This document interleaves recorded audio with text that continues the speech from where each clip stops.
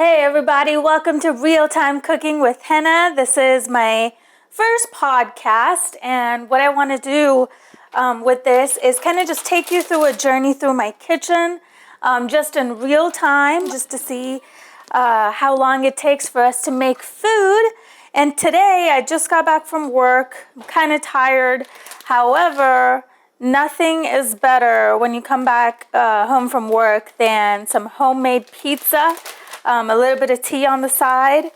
So what I'm doing here, just to jump right in, is I cheat a little bit, right? Because nobody has time to make crust from scratch. When you're back from work after a 10-hour shift, mine was 5 a.m. to 3 p.m., so let that sink in for a little bit.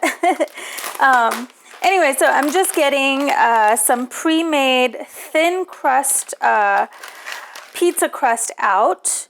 And I'm just going to put that on a pan. Here we go. Put that on the pan here.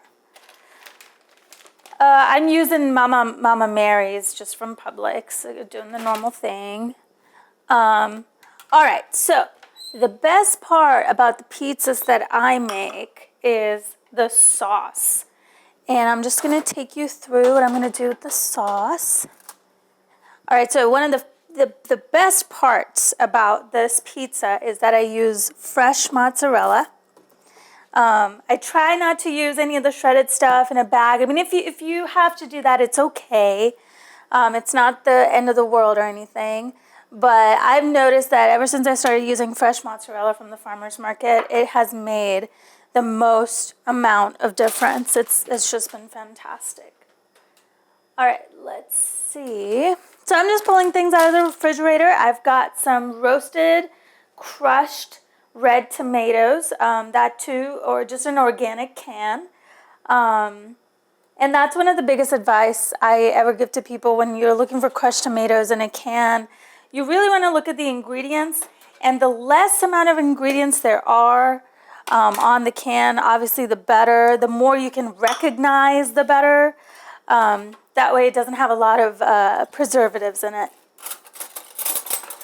All right, so here we go. I am scooping out some roasted red tomato sauce into a bowl. Let's see, for this, the pizza I'm making is about like a medium-sized pizza, and I'm using about 3 to 4 tablespoons of tomato sauce. I just like my pizzas saucier than cheesier, but again, that's like personal preference. All right, so I got my tomato sauce, and now I am adding a cilantro and roasted onion infused olive oil to this tomato sauce. And what's really fascinating about this, a fun story, my husband and I, Andy and I, we love hiking, and we live in Georgia, we live in Atlanta, so we just go up to the North Georgia mountains, and we found this adorable olive oil shop in downtown Blue Ridge, and they sell these fantastic olive oils, and one of my favorite ones from there is the cilantro and roasted onion. It goes well with and on everything. It's so great. Oops. Just dropping stuff here and there, but that's okay. All right, the next thing I'm doing is I'm just adding about 2 cloves of minced garlic. And again, if you have a jar of this stuff, it's okay, as long as you don't, overuse it and, never use fresh garlic. Because right now I'm just in a rush. I'm hungry, I'm starving, so I'm just using the jar minced garlic. I always have it as a backup. All right, the next thing I put in here is an assortment of Italian seasoning. Italian seasoning you pretty much can get anywhere, in any grocery store. I go to DeKalb Farmers Market, and they've got like the best selection of spices. And this is just Italian seasoning, so it's a mix of all sorts of stuff, like basil and parsley and all that good stuff. And this is dried. And then I am mixing this together. Let me see, am I missing anything? Oh, yeah. We got to season the sauce, of course. So what I'm doing here is I'm going to add just salt to taste. And when I'm feeling a little bit spicy, my sauce is feeling a little bit spicy. So I'm going to go ahead and add a little bit of red chili pepper because I am feeling kind of spicy today. And boom, there we go. It'll add just like a light kick. If you don't like red chili pepper, what I do is I add just crushed black pepper. That's actually my usual thing. I don't know what I'm mixing up today, but who cares? All right. So I've mixed up this sauce. It smells and looks yummy. I do not cook it beforehand because the oven does the magic for me. And speaking of the oven, go ahead and preheat your oven to 375. Start. Okay, my oven says 8 minutes, and I know I can assemble this pizza in 8 minutes. No problemo. Alrighty. So what I'm doing is I'm just scooping the sauce on top of the pizza base, the pizza crust. Oh, it looks like I got a text message. I'll check that out later. Usually have some music going in the kitchen. But since I'm talking to you today, out in the interwebs, I shall refrain. Alrighty. Look at this amazing sauce. Oh, I love it.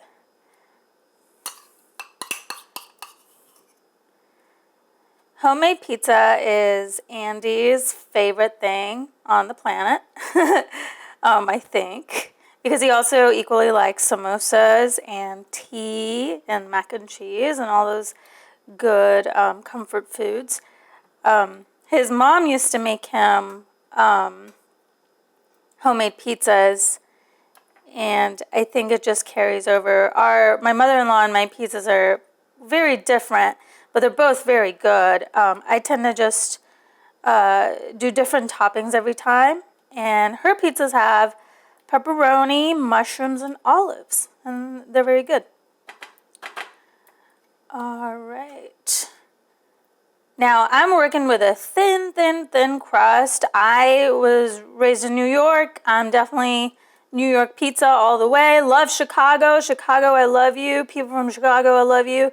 But I just can't do the pizza. Oh my God, Vicky's going to kill me, my friend. She is from Chicago, and she loves the pizza over there. I just love my thin crust pizzas. They're so good. All right, so I'm going to throw my bowl in the sink. All right, the next part, the best part, is getting your fresh mozzarella out of all of that liquidy goodness. Fresh mozzarella is usually soaking in some, moisture to keep it nice and moisturized.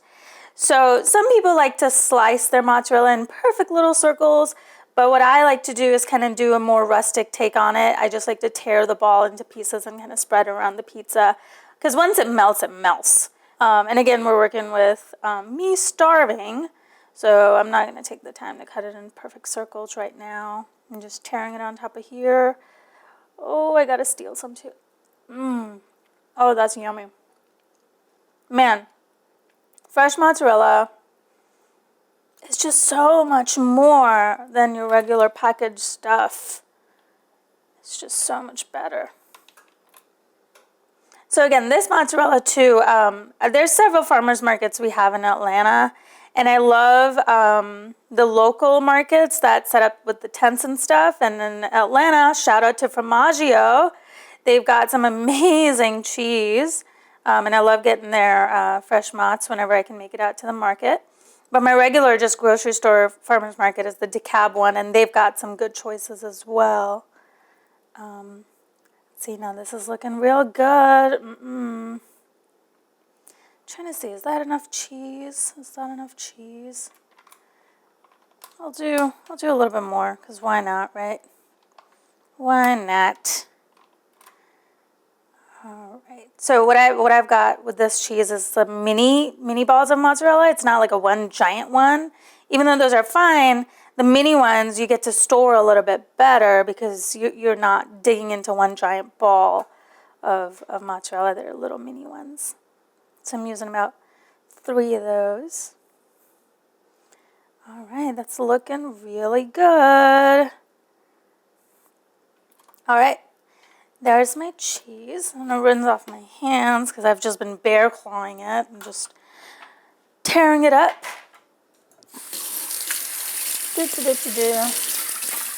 And I don't know if you do this, but I can't help it. While I'm cooking, I'm also cleaning at the same time. Like if there's any utensils in the sink, I have to just put them away. So there goes my sauce bowl in the dishwasher. All right, so what's amazing about these homemade pizzas is that you can really work with all sorts of different ingredients.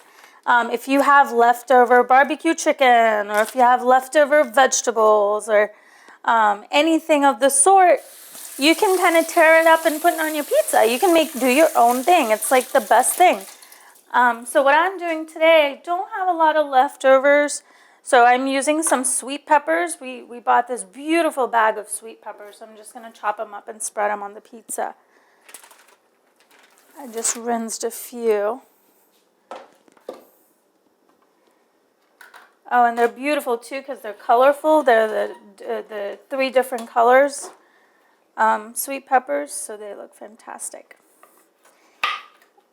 And sorry if this is loud for you. This is just me slicing up some sweet peppers.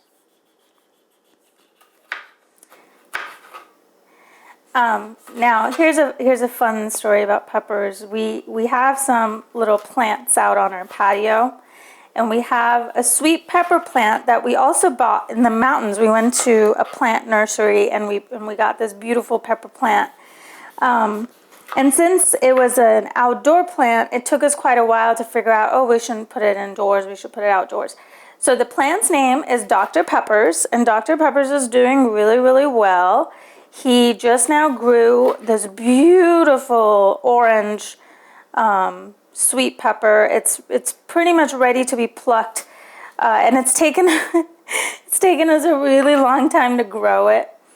It's taken about a year to grow, but it's this massive and beautiful pepper, and it's sprouting another brand new sweet pepper on the plant as well. So we're super excited.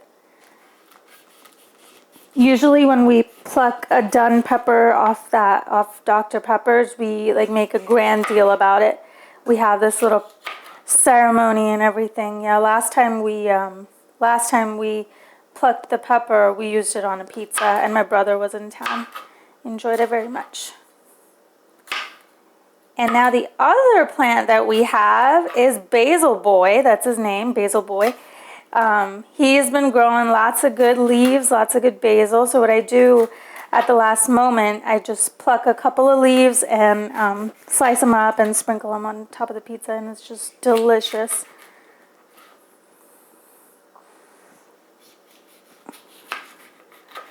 All right, there are all my sweet peppers. Now, sweet peppers, what I love about them, they don't pack a lot of heat. I mean, it's like the mildest, cutest amount of heat. But they smell so good and aromatic. All right, now what I'm doing, I'm just spreading out the sweet peppers on the pizza. It smells delicious.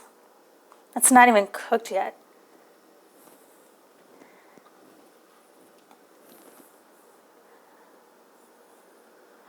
There we go. Oh, and that means our oven is preheated. Hooray, because I'm almost done here. What I also put on my pizzas usually is spinach.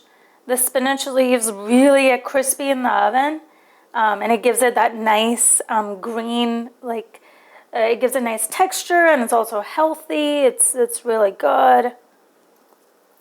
But today we're just gonna have fresh mozz and sweet pepper pizza because that sounds delicious. All right, my pizza is good. Now what I'm gonna do here is, oh man, I left the pan in there. Don't you just hate that when you preheat the oven and you forget that there's a pan in there already? We have this rule at the house, like we usually take out everything from the oven once we're done baking. There we go. And I guess I gotta talk to Andy about this now. There was a pan in the oven already. All right. So what I do is I like to put the pizza directly on the rack, the grill, and then I just put a pan underneath it in case anything drips. Andy is a stickler about that. He thinks anything and everything that drips off to the bottom of the oven will catch on fire. All right, voila. And I'm gonna set a timer, cook time. Are you counting? Are you counting? 20 minutes, start. Boom, 20 minutes. All right, now what I'm doing, I'm just cleaning up and stuff like that. So let me tell you a little bit about myself while we're waiting for this pizza. And feel free to tune out for the next 20 minutes if you'd like. I am Henna Bakshi, and I am what I like to call a culinary enthusiast. What I tell everybody is I love to eat more than I love to cook. And I'm from New Delhi, India. My mom has been the biggest cooking inspiration for me because my mom is such a wonderful cook. She cooks every single day, just about. And she makes the most amazing Indian food that I've ever had. I mean, you're supposed to say that, right? Like, your mom's food is the best food. Just growing up with her, interacting with her in the kitchen, we just loved having a good time over food. I mean, that's kind of what my family does. We bond over food. We bond over tea time. We have very specific tea time. We'll have tea in the morning, but the morning is usually when everyone's running in and out, and everybody has different in times at work. So we've tried to catch tea together in the morning. If not, evening tea is definitely very special because you try to have that with the family. And you usually have tea with a little tea snack. And that can be like this pizza I'm making, or that can be samosas, or just a little, little snacky snack. But now I have moved away and I live in Atlanta, and my parents and my brother live in Florida. But now that I am away is when I miss her cooking the most. And that's got me in the groove of cooking and having homemade foods and understanding spices and ingredients, because honestly, it's a beautiful reminder of home. Don't worry about me, I'm just cleaning up around the kitchen here. Yeah, so like I was saying, having moved away, I've been learning to cook a lot more. My husband, he's an American, he's white, and I'm an Indian, so both of us together, we found this really good and healthy balance of both cuisines from India and America.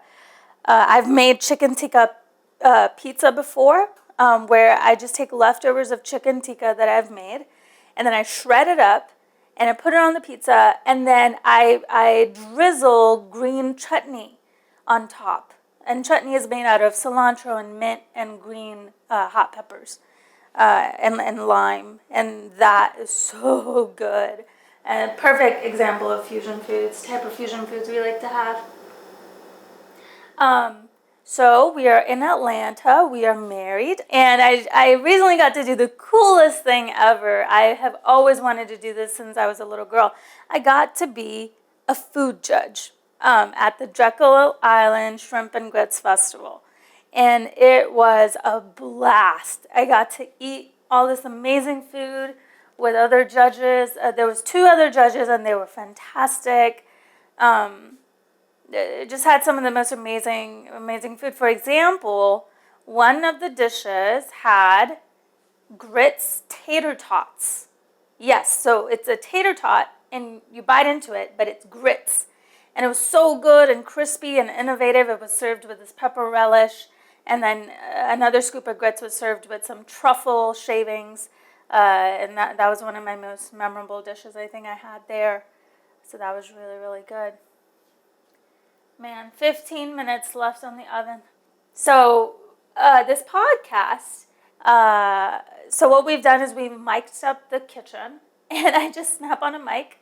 We're going through the process of me cooking, and I just explain what I'm doing. I like to talk as it is.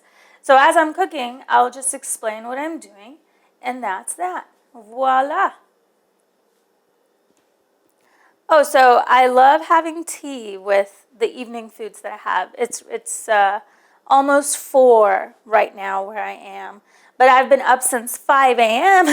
No, I've been up since 4 a.m. I've been at work since 5 a.m.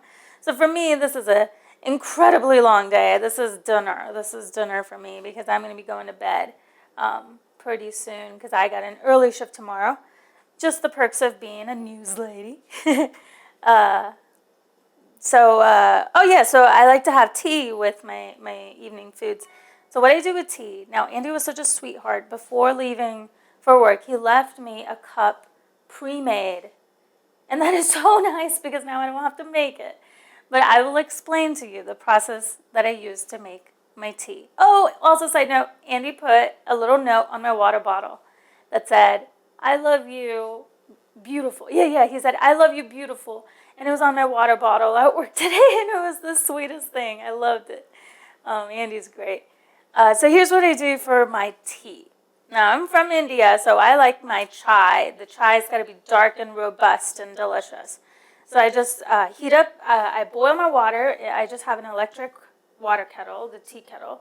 And we warm up the water, get it to boiling. And then in a cup, I use pure cane sugar that we also get at the farmer's market. And we use about 1 big spoon of sugar. And then we have some cardamom pods, or lychee, everybody knows that. We just take 1 cardamom pod each for a cup, crush it up, throw it in the cup. And then I use, let me go in the pantry here, I'll really get the name right. I use Tea India tea. So that you can find at any Indian store that you might have in your neighborhood, Tea India. And here's a fun fact.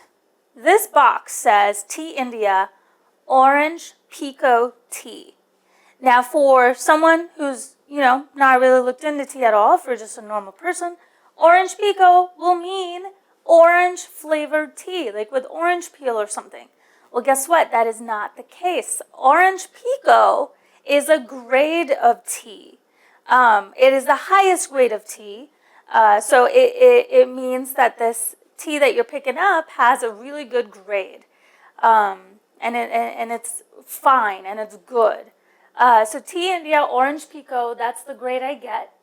It is a black tea. It is very robust and very delicious. And they're tea bags. I don't do the loose leaf right now.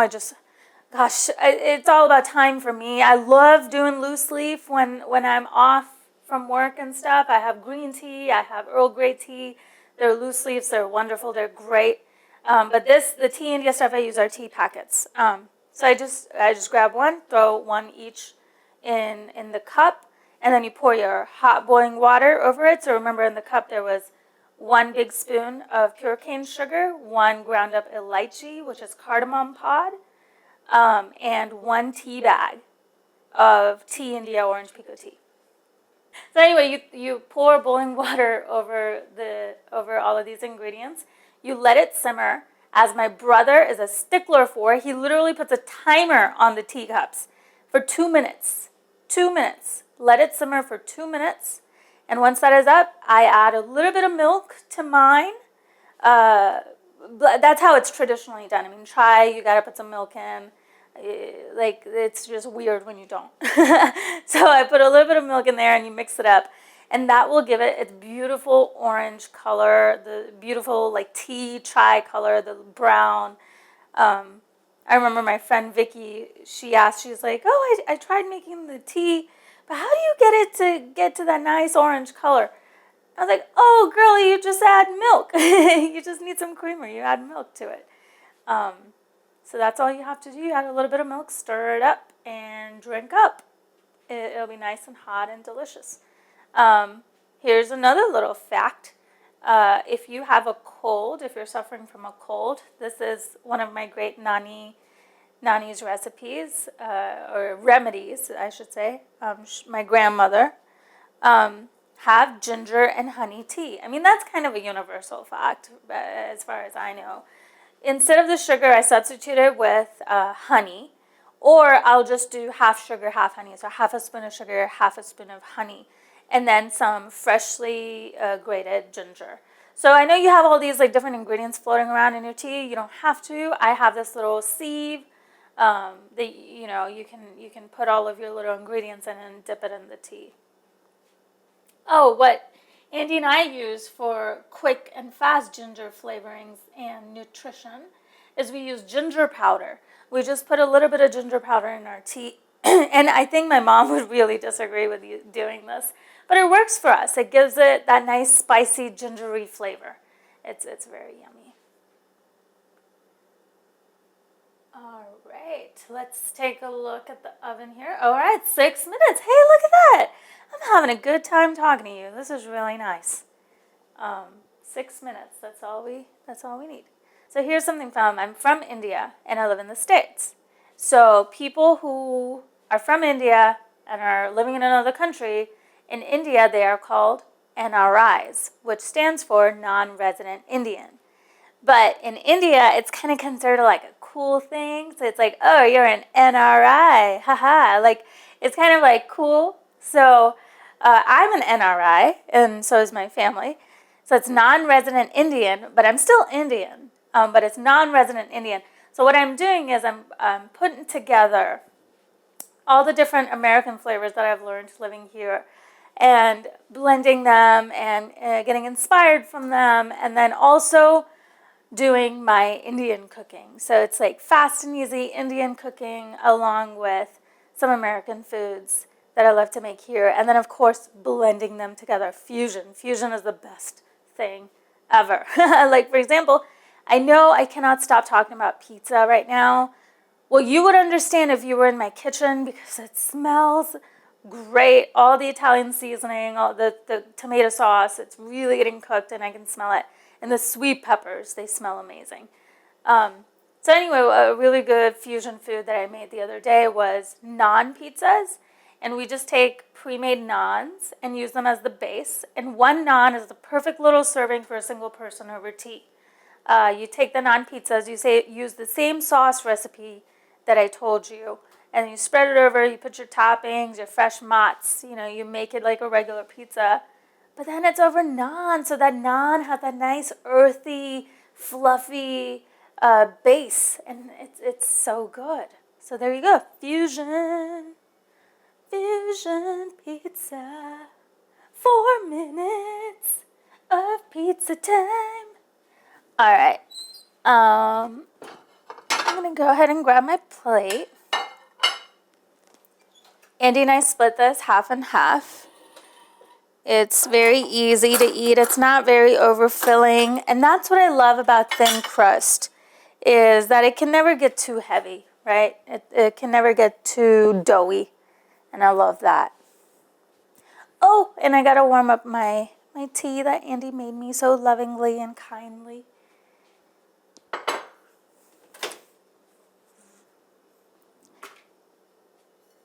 I'm just microwaving my tea. See, I'm a practical person. I'll use the microwave. It's not a sin. Oh, so what I like to have on the side with my pizza is some Indian hot sauce, and it's the Maggi sauce. So at home we just call it Indian sauce. And it's this tomato-based hot sauce, and it's delicious, and I have to have it on everything. Andy thinks I drink it, but I don't. I just have to have it on the side of everything. It's so yummy. I mean, all the Desis that are possibly listening know the connection of an Indian person and their Maggi sauce.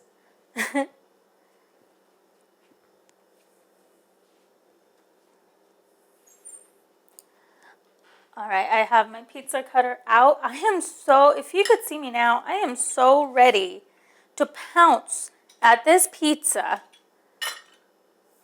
Oh my gosh, you know what? I forgot to get basil. All right, I got one big old leaf. Just rinsing it off. Fresh basil is always so delicious. And I will take a picture of this for you. And you can follow me on Instagram at Henna Bakshi. That's HENNA Bakshi, where I put up all of my food pictures, because you gotta gram your food pictures, right? Especially when it's gonna look this good. Oh man, I am so hungry. Let's do this. See, this is what I love about real-time cooking. Everyone's about fast food, fast this, 5-minute recipes, blah, blah, blah. But when you really get down to it, food takes time and love and care. And that is how cooking should be. You should be able to see the time that you put into it. And that is why we're going to roll the whole time I'm cooking, baby. 1. Yes! And off. All right, let's take a look. Oh my gosh, it looks beautiful. Mamma mia. Oh, that looks great. Now the hardest part is always getting it out. All right, let's see. Let's see if it'll just roll on over. Oh, you look beautiful, Mr. Pizza. All right. There it is. It is gorgeous. It is gorgeous. I am going to slice this up. It looks great. I will take a picture of it for you. Go head over to my Instagram to check it out, because I know you're dying to see it. All right, everybody. Thank you so much for being a part of my first podcast. And of course, I had to do it about food. This is so much fun. All right. See you guys next time.